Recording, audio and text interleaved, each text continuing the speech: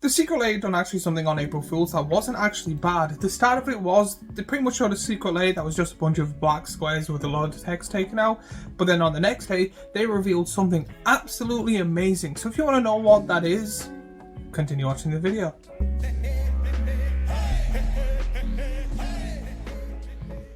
Hey everyone, I'm Cordial VCJ, and in this video I am going to be going over the newest Secret Lair that's probably sold out by now, the new Deadpool one. In this they released 5 cards in foil and non-foil for 35 and 45 depending on which one you get. Now you're probably wondering, what cards did they pick? What does the artwork like? Well, this video is perfect for you because I'll be going over all of them, give my thoughts and opinions on this Secret Lair as a whole, and possibly giving a few hints and tips if anyone from Wizards or Secret Lair or Hasbro will watch this, to make this product better for everyone. So we're going to start this off with the main person himself. Deadpool trading card. For 2 black and a red you get a legendary creature, mutant mercenary hero that is a mythic. As Deadpool enters, you may exchange his text box and another creature's. At the beginning of your upkeep you lose 3 life. 3. Sacrifice this creature, each player draws a card and is a 5/3. So firstly, the artwork is absolutely amazing. It's just simple Deadpool sitting there chilling, relaxing, you know, all that good stuff. And I think this is a really good card as a commander. I actually think the ability is kind of cruel but also hilarious and very Deadpool. Someone has a very powerful commander, you slap down yours and go, cool. Now, my ability is Locust God and yours is not. You lose 3 life every time you keep your commander on the field, plus you have the ability to make it that everyone gets to draw a card, which again will help me. I do think this is a funny and hilarious ability, especially the person takes 3 damage. It's like spending a day with him, you're constantly getting a headache or hurt, so you're constantly taking damage. Now, it is a really cool thing and kind of harsh that if it does pick your commander, you have to sacrifice your own commander. But if that's not a headache enough, the second card is Deadly Rollick. For 3 and a black you get an instant that is a rare. If you control a commander, you may cast this spell without paying its mana cost. Exile target creature. The artwork in this is beautiful and hilarious. Him riding a unicorn is really him. Very funny. To be honest, I wish there was a later on, if they ever do it, a Borderlands version of this where they have Butt Stallion. That would be hilarious. The card selection with this art though kind of is a little weird to me. Very good, very powerful exile card in black, makes sense, but very colourful white unicorn card with pretty flowers everywhere and rainbows and butterflies.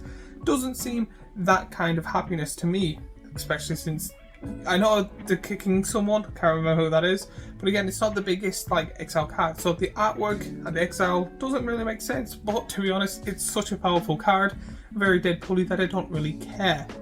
The third card in this Deadpool collection is Saw in Half. For 2 and a black you get an instant that is a rare. Destroy target creature. If that creature dies this way, its controller creates 2 tokens that are a copy of that creature, except their power is half that creature's power and their toughness is half that creature's toughness, rounded up each time. This card is hilarious in the artwork of him literally being sawn in half, being also called Sawn in Half. I do like the card, I do like the artwork, I do like the choice of this card, and I do think it is a very powerful card representing him very well. The fourth card is Blasphemous Act. For 8 and a red you get a sorcery that is a rare. This spell costs 1 less to cast for each creature on the battlefield. Blasphemous Act deals 13 damage to each creature. Again, I know Deadpool from the movies and the comics, but I've never seen anything like this. I think he's more funny and serious and stuff like that, but watching the world, I believe, get destroyed while he's sitting there and it being Blasphemous Act, I do think Blasphemous Act is reprinted too much to be actually good enough to be in a Secret Lair, because again, Secret Lair is supposed to be a premium product, but I do find that Blasphemous Act goes well with him, but I think something of him regrowing his face after being in an explosion is kind of more hilarious in my opinion. I do like the artwork, I just don't like the card choice. And then finally out of this we have Vanderblast. For a red you get a sorcery that is a rare. Destroy target artifact you don't control. Has overload for 4 and a red. Again, Very weird card selection. Funny art, by the way. Love the art. Love like him kind of acting like he's fighting out fireballs. But the card selection, in my opinion, is very weird. I do think this is a very much Deadpool is the commander. Here's a few handful of cards that will go very well with him. Now you build the rest of the deck. To be honest, I can see where they're going with that, and I do find that good.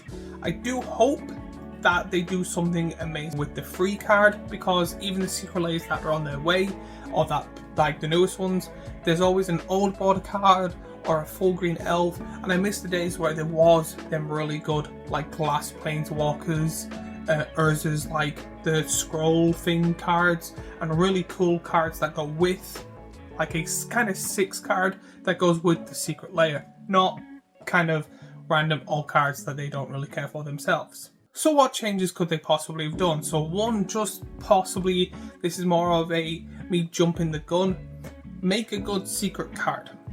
I don't remember the cards of the other secret layers, but to be honest, if they were amazing, I would think I would remember them. So again, do that. Get better secret layer special cards like that are hidden. A 6th funny secret layer card for Deadpool would have been good.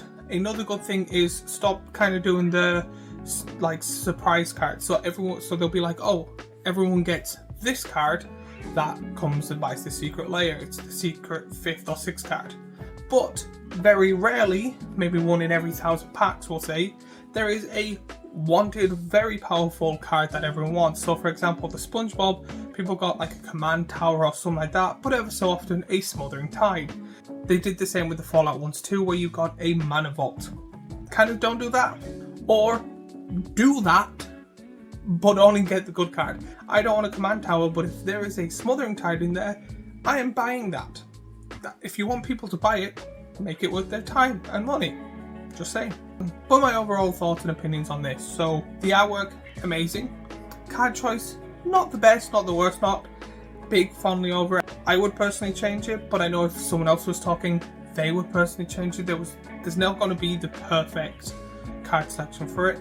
I do like the commander, and here's a few cards that go well with the deck, but I think it would go more if there was cards that went with the commander boss. So if, again, someone takes the 3 damage, a damage doubler, something like that would be perfect in my opinion. Overall, I'll give this an 8.8. If you have different thoughts and opinions than me, let me know in the comments down below. I always love to hear people's thoughts and opinions.